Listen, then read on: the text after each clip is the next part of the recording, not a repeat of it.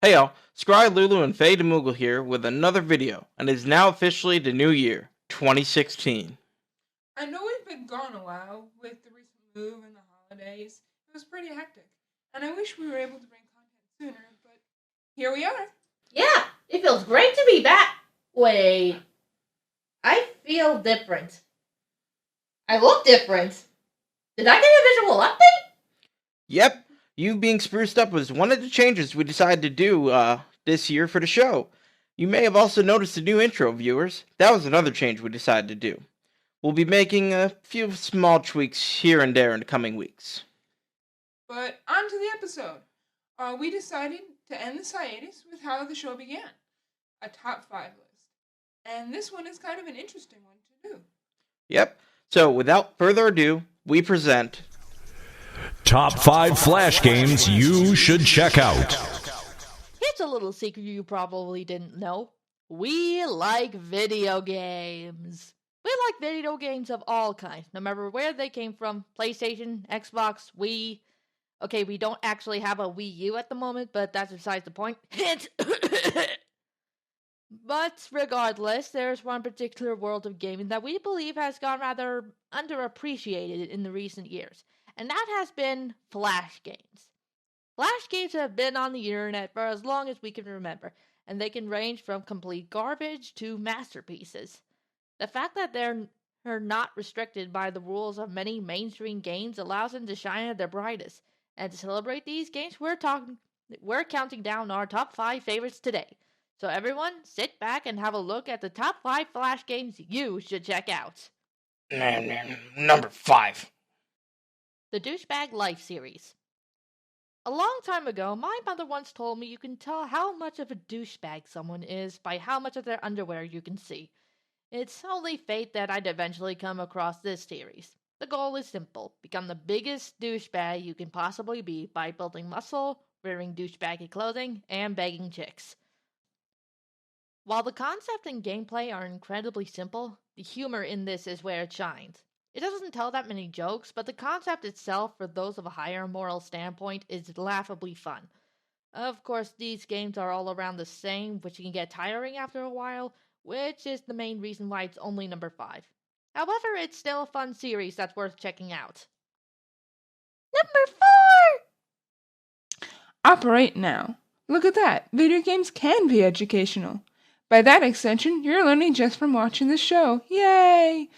Anyway, Operate Now is a series of online virtual surgeries.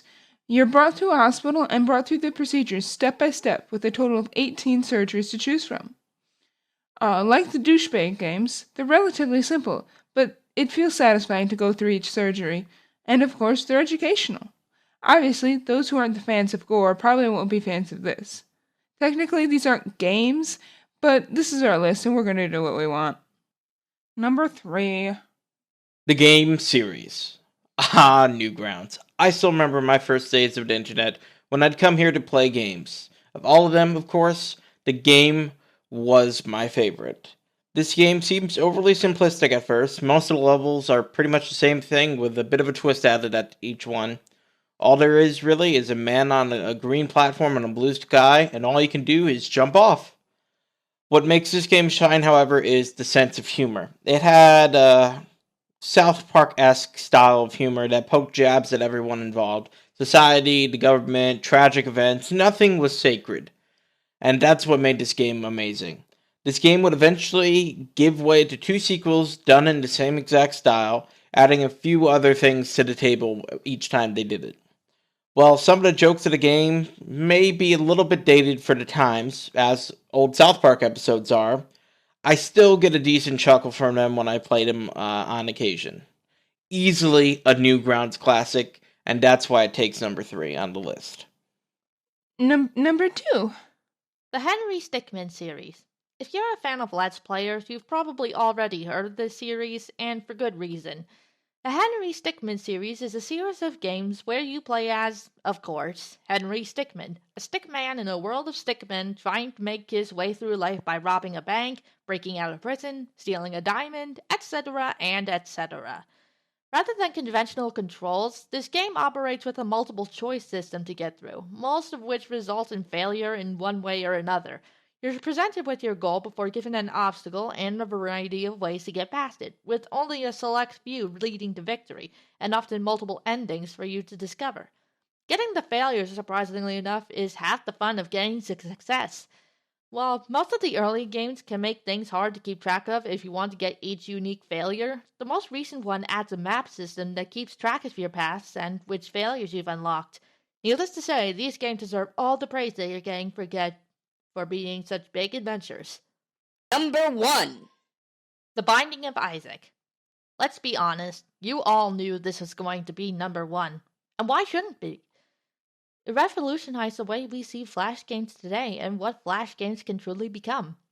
For those who haven't heard, where the hell have you been the past few years? But we're still kind enough to explain. The Binding of Isaac tells the tale of a boy named Isaac who lives with his mother alone in a small house. One day his mother supposedly hears the voice of God telling her that her son is corrupted and commands her to take away all outside influence from her son's life and lock him away in his room. Finally, God commands her to sacrifice her son to him to prove she loves him above all else. Isaac, hearing this, flees to the basement of the house, at which and with that he begins a battle with his own personal demons to try to get out alive.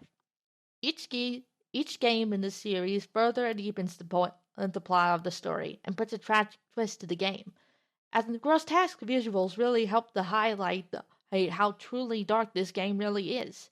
With several biblical references, lots of monsters, and a grim atmosphere. The controls are simple, with the game showing a top-down Legend of Zelda feel to it, and it feels satisfying to beat enemies with your tears, all while further understanding Isaac's life along the way. It's been long debated whether video games can be called art, and of everything on the list, The Binding of Isaac is truly worthy of being called that, and being the game you absolutely must check out. And with that, the first episode of the new year has been brought to a close. It feels great to be back, and we're now back on track to bring you plenty of content for the future. So this is going to be a very, very busy year. And, as always... Wait! I want to do it this time! And as always, have a great day. This is Moogle Squad signing off.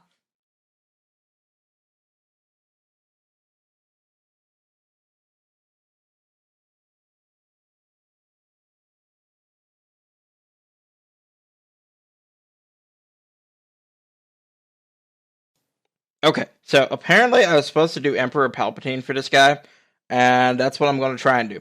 So let's see. Do it! Yeah, do it! Do it!